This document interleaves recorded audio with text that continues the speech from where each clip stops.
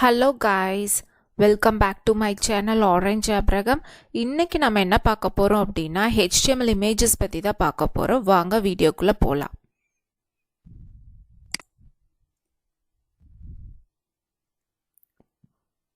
So ஒரு website create பண்ணனும் அப்படினா images வந்து ரொம்ப இம்பார்ட்டன்ட். So images இருந்தாதான் நம்ம வெப்சைட்க்கே ஒரு லுக் அண்ட் ஃபீலே நல்லா இருக்கும். So images add பண்றதுக்கு வந்து HTML ஓட tag என்னன்னா img. So imagesக்கு வந்து நிறைய attributes இருக்கு. First attribute என்ன அப்படின்னா src. srcனா ஒன்றும் இல்லை, அது ஒரு source file தான் src. அது என்னன்னா file name வந்து இமேஜோட file name தான் அப்படி சொல்லுவாங்க. Path of a image file அப்படின்னு சொல்லுவாங்க. altனா alternative text.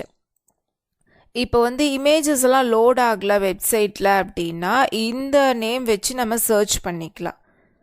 வித்து ஹைட் வந்து நம்ம சைஸ் ஆஃப் அன் இமேஜ் தான் நம்ம வந்து வித்து ஹைட்டு நம்ம மென்ஷன் பண்ணுவோம்.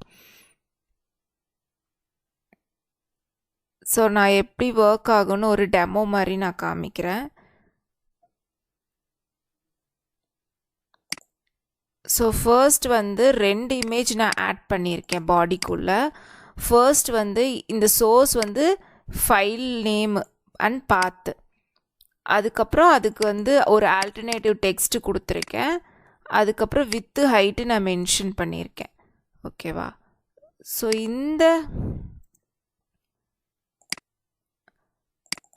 HTML வந்து இமேஜஸில் நான் ஒன்று மட்டும்தான் கொடுத்துருக்கேன், flaws.jpg. அதுவும் இமேஜஸ்குள்ளே flaws.jpgன்னு இருக்குது.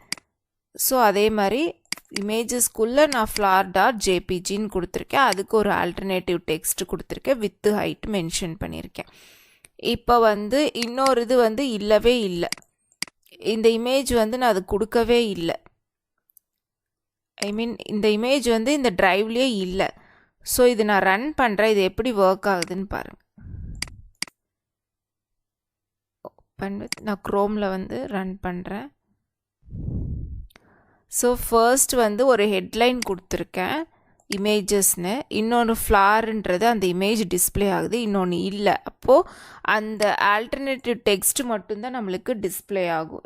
ஸோ நிறையா நம்ம ஒரு 100 இமேஜஸ் நம்ம ஒரு வெப்சைட்ஸில் இருக்குது அப்படின்னா இந்த நேம் வச்சு நம்ம வந்து சர்ச் பண்ணிக்கலாம், எது லோட் ஆகலை ப்ராப்பராக அப்படின்னு சொல்லி சர்ச் பண்ணி நம்ம கரெக்ட் பண்ணிக்கலாம் நம்ம வெப்சைட் க்ரியேட் பண்ணும்போது.